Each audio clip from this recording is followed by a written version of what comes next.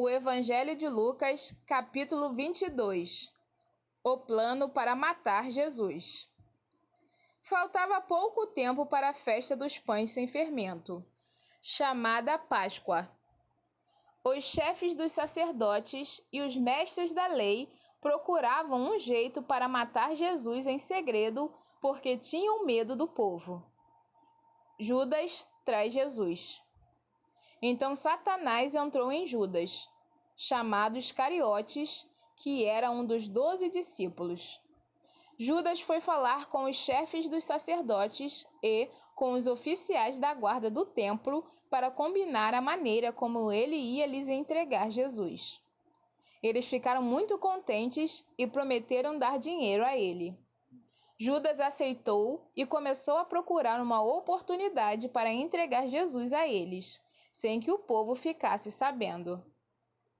Jesus manda preparar a Páscoa.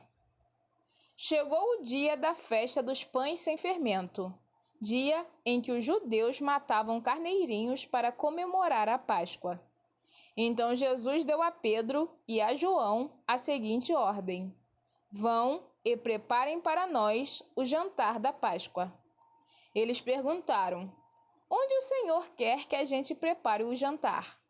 Jesus respondeu: escutem, quando entrarem na cidade, um homem carregando um pote de água vai se encontrar com vocês. Sigam esse homem até a casa onde ele entrar e digam ao dono dela: o mestre mandou perguntar a você onde fica a sala em que ele e os seus discípulos vão comer o jantar da Páscoa. Então ele mostrará a vocês uma grande sala mobiliada no andar de cima. Preparem ali o jantar. Os 2 discípulos foram até a cidade e encontraram tudo como Jesus tinha dito. Então prepararam o jantar da Páscoa. A ceia do Senhor. Quando chegou a hora, Jesus sentou-se à mesa com os apóstolos e lhes disse: como tenho desejado comer este jantar da Páscoa com vocês, antes do meu sofrimento. Pois eu digo a vocês que nunca comerei este jantar até que eu coma o verdadeiro jantar que haverá no reino de Deus. Então Jesus pegou o cálice de vinho, deu graças a Deus e disse: peguem isto e repartam entre vocês, pois eu afirmo a vocês que nunca mais beberei deste vinho até que chegue o reino de Deus. Depois pegou o pão e deu graças a Deus. Em seguida partiu o pão e o deu aos apóstolos, dizendo: isto é o meu corpo, que é entregue em favor de vocês. Façam isto em memória de mim. Depois do jantar, do mesmo modo, deu a eles o cálice de vinho, dizendo: este cálice é a nova aliança feita por Deus com o seu povo, a aliança que é garantida pelo meu sangue, derramado em favor de vocês. Mas vejam, o traidor está aqui, sentado comigo à mesa. Pois o Filho do Homem vai morrer da maneira como Deus já resolveu. Mas ai daquele que está traindo o Filho do Homem. Então os apóstolos começaram a perguntar uns aos outros quem seria o traidor. Quem é o mais importante? Os apóstolos tiveram uma forte discussão sobre qual deles deveria ser considerado o mais importante. Então Jesus disse: os reis deste mundo têm poder sobre o povo, e os governadores são chamados de amigos do povo. Mas entre vocês não pode ser assim. Pelo contrário, o mais importante deve ser como o menos importante, e o que manda deve ser como o que é mandado. Quem é o mais importante? É o que está sentado à mesa para comer ou é o que está servindo? Claro que é o que está sentado à mesa. Mas entre vocês eu sou como aquele que serve. Vocês têm estado sempre comigo nos meus sofrimentos. Por isso, assim como meu Pai me deu o direito de governar, eu também dou o mesmo direito a vocês. Vocês vão comer e beber à minha mesa no meu reino e sentarão em tronos para julgar as 12 tribos de Israel. Jesus avisa Pedro. Jesus continuou: Simão, Simão, escute bem. Satanás já conseguiu licença para pôr vocês à prova. Ele vai peneirar vocês como lavrador peneira o trigo a fim de separá-lo da palha. Mas eu tenho orado por você, Simão, para que não lhe falte fé. E, quando você voltar para mim, anime os seus irmãos. Então Pedro disse a Jesus: Estou pronto para ser preso e morrer com o Senhor. Então Jesus afirmou: Eu digo a você, Pedro, que hoje, antes que o galo cante, você dirá 3 vezes que não me conhece. Jesus avisa os discípulos. Depois Jesus perguntou aos discípulos: Por acaso faltou a vocês alguma coisa quando eu os enviei sem bolsa, sem sacola e sem sandálias? Não faltou nada, responderam eles. Então Jesus disse: Pois agora quem tem uma bolsa ou sacola deve pegá-la, e quem não tem espada deve vender a capa e comprar uma.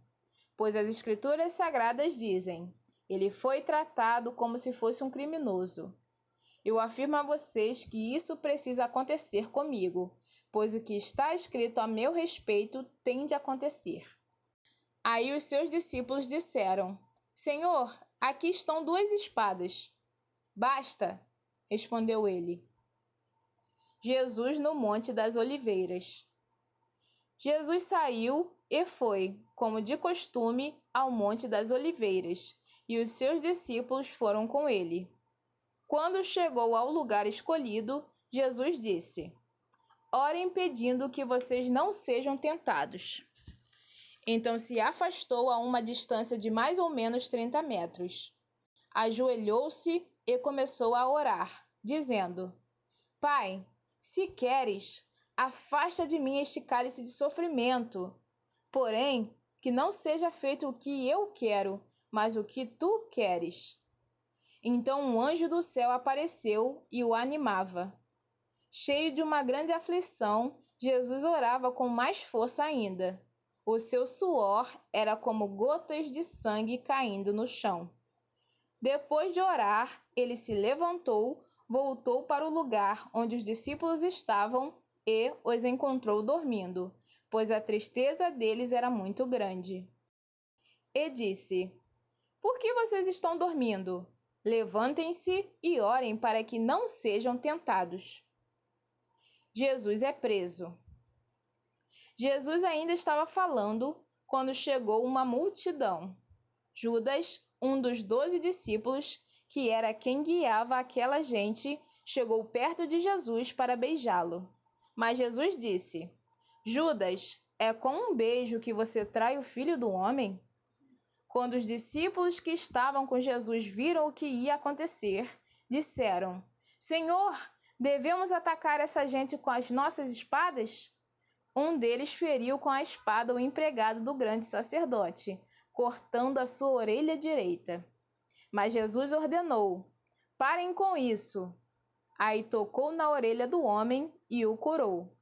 Em seguida disse aos chefes dos sacerdotes, aos oficiais da guarda do templo e aos líderes judeus que tinham vindo para prendê-lo: Por que vocês vieram com espadas e porretes para me prender como se eu fosse um bandido?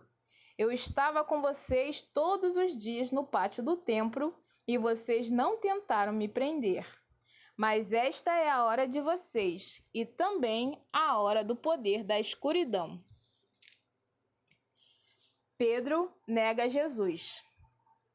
Eles prenderam Jesus e o levaram até a casa do grande sacerdote. E Pedro os seguia de longe. Quando acenderam uma fogueira no meio do pátio, Pedro foi e sentou-se com os que estavam em volta do fogo. Uma das empregadas o viu sentado ali perto da fogueira, olhou bem para ele e disse: Este homem também estava com Jesus.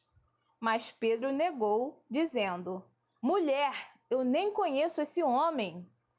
Pouco tempo depois, um homem o viu ali e disse: Você também é um deles. Mas Pedro respondeu: Homem, eu não sou um deles. Mais ou menos 1 hora depois, outro insistiu: Você estava mesmo com ele, porque também é galileu. Mas Pedro respondeu: Homem, eu não sei do que é que você está falando. Naquele instante, enquanto ele falava, o galo cantou.